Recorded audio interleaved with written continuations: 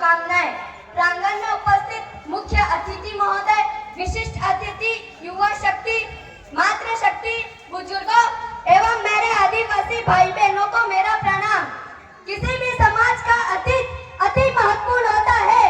आदिवासी समाज की बात करें तो हमारा अतीत अति गौरवपूर्ण रहा है। जंगलों, नदियों, पर्वतों की आराधना करने वाले हम हमेशा से ही प्रकृति पूजक रहे हैं, जिसका उदाहरण आज भी हम देख सकते हैं। हमारे समाज में शादियों में पीपल, खेजड़ी, जेंजुआ जैसे वृक्षों की पूजा की जाती है और आदिवासी समाज से ही भारतीय सभ्यता और संस्कृति की पहचान होती है। आदिवासी समाज का एक शिक्षित युवा होने के नाते आपसे एक दो बात जरूर कहूंगी कि आजकल शिक्षित होना बहुत जरूरी हो चुका है। इसलिए अपने बच्चों को हर हाल में शिक्षित करने का संकल्प ले। बच्चा 20 साल तक मिट्टी के समान होता है। माता पिता ही उसे जैसा चाहे वैसा बना सकते हैं। असल में हमारी अनपढ़ता और आडंबर हमारी बहुत बड़ी कमजोरी बन चुकी है। जब हमें पता ही नहीं होता कि सरकार से हमें क्या क्या सुविधाएं मिल रही है, कितना बजट आता है और संविधान में हमारे क्या क्या अधिकार है, हम इसके प्रति जब ही सजग होंगे जब हम शिक्षित और जागरूक होंगे।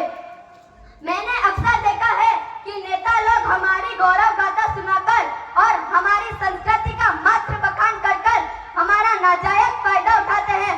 उनसे पूछिए कि हमें हमारी मूल सुविधाएं क्यों नहीं मिल रही और 5वीं अनुसूची क्यों नहीं लागू करते। 5वीं अनुसूची के बारे में आप सभी को पता होगा, पर मैं थोड़ा कुछ बताना चाहती हूँ। 5वीं अनुसूची को आप अच्छी तरीके से समझ लें। 5वीं अनुसूची को कह देने से काम नहीं चलेगा।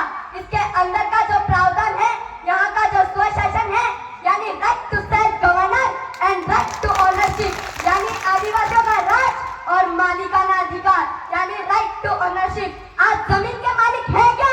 स्वशासन के मालिक है क्या? नहीं है। मालिक है ऐसा संविधान में लिखा है, पर जो मालिक है वो आंगन में बैठा है और जो बाहर से लोग आ रहे हैं वो घर के अंदर कब्जा करके बैठे हैं। हमें इनकी पहचान करने की आवश्यकता है और हमें इनकी जब पहचान हो जाएगी हम खुद ब खुद संघर्ष करने लगेंगे। इसका प्रावधान क्या है? पॉलिटिकल नहीं होगा।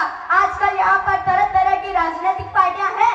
इन राजनीतिक पार्टियों का यहाँ पर कोई मतलब नहीं है। ट्राइबलों का जहाँ स्वशासन होता है वहाँ का क्या होता है?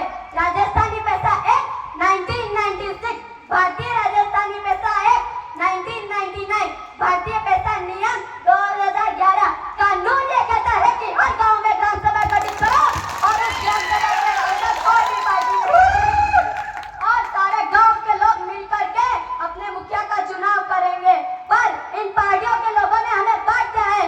आदिवासी है पर कांग्रेस बन के खड़ा है, आदिवासी है पर बीजेपी बन के खड़ा है, आदिवासी है पर बीजेपी बन के खड़ा है, आदिवासी है पर कम्युनिस्ट बन के खड़ा है।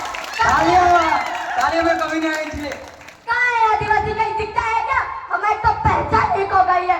फिर आदिवासियों की अनुसूची 5 कैसे लागू होगी?